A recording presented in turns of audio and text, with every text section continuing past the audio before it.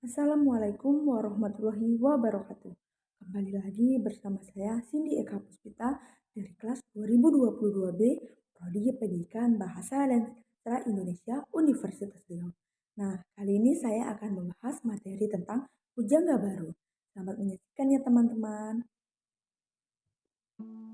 Nah, kali ini saya akan membahas materi tentang angkatan pujangga baru. Nah, sebelum kita memasuki yang akan kita analisis, terlebih dahulu kita mengetahui sejarah angkatan pujangga baru. Menurut Sarwadi, tahun 2004 halaman 57, pada masa pujangga baru, sastra Indonesia banyak dipengaruhi oleh karya sastra Belanda, baik dalam bentuk puisi maupun prosa. Bagi pemuda-pemuda yang tertarik dalam bidang ini, mereka segera menyadari bahwa penulis asing memiliki lebih banyak kebebasan dalam menyampaikan perasaan mereka. Mereka membandingkan puisi Indonesia dan mengidentifikasi kelemahannya. Ketika Angkatan Pujangga Baru pertama kali dibentuk dengan Sultan Takdir Ali Sabana sebagai pemimpinnya pada tanggal 26 Juni 1933, mereka menerbitkan sebuah majalah bernama Pujangga Baru yang terbit setiap bulan dan sangat populer di kalangan penulis dan masyarakat berpendidikan saat itu. Majalah ini berfungsi sebagai wadah bagi individu yang memiliki pandangan yang berupa untuk mengekspresikan perasaan mereka yang kuat. Namun, pemerintah Jepang yang menduduki Indonesia pada tahun 1942 melarang menerbitkan majalah ini. Tapi pada tahun 1949, majalah tersebut kembali terbit dan berlanjut hingga tahun 1953. Tokoh-tokoh yang berperan membentuk majalah Pujangga Baru adalah 1. Sultan Takdir Ali Sabana, 2. Army Pan, 3. Amir Hamzah. Sehingga mereka bertiga menandatangani sebuah pernyataan yang isinya mengajak para pejuang muda untuk bersatu memajukan bahasa dan seni sastra yang sesuai dengan cita-cita pemuda masa itu.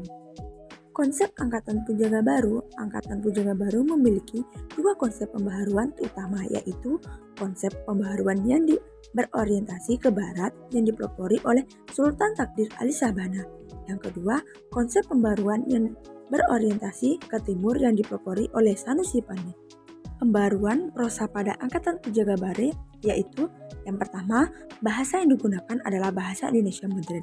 Yang kedua, memangnya tidak hanya tentang adat atau kawin paksa, tapi mencakup masalah yang kompleks seperti emansipasi wanita, kehidupan kaum intelek, dan sebagainya. Ketiga, setting yang menonjol adalah masyarakat penjajahan. Nah, sebelum kita menganalisis karya Armin Pane, terlebih dahulu kita mengetahui dulu biografi Armin Pane. Armin Pane adalah seorang pendiri majalah Pujangga Baru atau Pujangga Baru yang lahir di Muara, Cipongi, Sumatera Utara 18 Agustus 1908 dan meninggal 16 Februari 1970 di Jakarta karena pendarahan di otaknya. Istrinya, Nyonya Pujiati Yongbrodt, meninggal 6 Mei 1981 di Zurich atau Jerman. Dia adalah adik kandung sastrawan Sanusi Pane. Dia pernah mengenyam pendidikan di Hollywood Inland atau disebut dengan HIS dan ELS atau Tanjung Balai Sibolga dan Bukit Tinggi. Tahun 1923, ia mengikuti pendidikan di Stovia, Jakarta. Kemudian tahun 1927 memasuki NIAS di Surabaya. Karena minatnya tertumpu pada bahasa dan sastra, ia pindah ke AAMS A1 Sastra Barat di Solo dan tamat 1931. Nah, kali ini saya akan membahas kajian feminisme dalam novel Belenggu karya Armin Pane. Feminisme yang terdapat dalam novel ini selaras dengan pemikiran feminisme liberal yang menginginkan kebebasan individu. Hal ini tergambar dari pemikiran Tini yang disampaikan kepada Nyonya Rusdio. Memang ibu, jalan pikiran kita berlainan. Aku berhak juga menanyakan pikiranku, menggembirakan hatiku. Aku manusia juga yang berkemauan sendiri. Kalau menurut pendapat ibu, kemauanku mesti tunduk kepada kemauan suamiku, bukan ibu, bukankah demikian? Kami masing-masing berkemauan sendiri. Dari kutipan tersebut dapat diketahui bahwa pemikiran Tini sudah sangat modern dibandingkan pemikiran perempuan pada umumnya. Ia tidak setuju dengan pemikiran Nyonya Rusdio yang melarang perempuan pergi sendiri tanpa ditemani suaminya. Dalam hal ini, Tini melakukan protes terhadap pendapat tersebut. Tini beranggapan bahwa ketika seorang suami dapat pergi kemana saja tanpa ditemani istrinya, mestinya perempuan juga dapat melakukan hal yang sama, tak pergi tanpa ditemani suaminya. Dalam kutipan, kalau dia pergi seorang diri, tiada sempat menemani aku, mengapa aku tidak boleh pergi seorang diri, menyenangkan hatiku. Kutipan tersebut sangat jelas menggambarkan bahwa tokoh perempuan ingin mempunyai hak sama dengan laki-laki. Dalam hal ini memperoleh kesenangan ketika tokoh laki-laki tidak dapat menemani pergi. Tokoh perempuan memutuskan untuk pergi seorang diri. Hal ini dilakukan Tini karena Tono sebagai seorang dokter sangat sibuk mengurusi pasiennya, sehingga tidak sempat menemani Tini berpergian. Secara tegas, tokoh Tini mengatakan, dalam kutipan, kami lain, kami bimbang. Nasib kami sendiri, tiada hendak menanti rahmat laki-laki. Perempuan tersebut menegaskan bahwa tokoh perempuan tidak mau bergantungan kepada laki-laki. Tokoh perempuan berkeinginan dapat menentukan nasibnya sendiri, berdiri di atas kaki sendiri.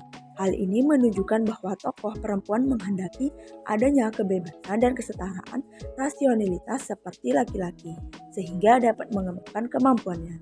Pemikiran tokoh Tini yang seperti ini untuk menolak anggapan yang berkembang di masyarakat bahwa perempuan adalah makhluk yang irasional, bertindak tidak didasarkan pada penalaran yang sehat, sedangkan laki-laki adalah makhluk rasional.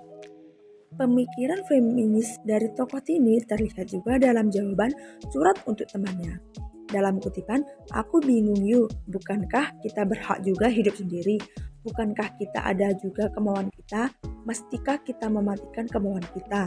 Dari pernyataan tersebut, dapat diketahui bahwa tokoh perempuan ini mempunyai keinginan untuk dapat menentukan hidupnya sendiri, yang didasarkan pada kemauan sendiri, bukan kemauan orang lain. Dia tidak ingin mengenuh saja keinginannya, akan tetapi berusaha untuk merealisasikan keinginannya, walaupun hal tersebut bertentangan dengan pemikiran yang ada di masyarakat. Selanjutnya, Tini juga membuat keputusan yang mengejutkan banyak pihak ketika dia mengetahui suaminya menjalin hubungan dengan wanita lain. Ya, Tini memutuskan untuk berpisah dengan suaminya. Hal ini menunjukkan bahwa ia dapat eksis tanpa kehadiran laki-laki di sampingnya dan memiliki pengabdian hidup untuk mengurus rumah yatim piatu di Surabaya. Keputusan yang diambil oleh Tini selaras dengan pemikiran feminisme liberal bahwa perempuan dapat menentukan pilihannya sendiri.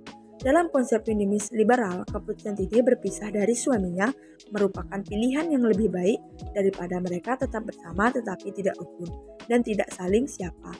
Selain itu, Tini juga sudah memikirkan risiko yang diterimanya apabila ia berpisah dari suaminya. Masyarakat akan mengunjungi tentang dirinya. Namun Tini sudah membuat keputusan bulat dan ia siap menanggung risikonya. Saya akhiri. Wassalamualaikum warahmatullahi wabarakatuh.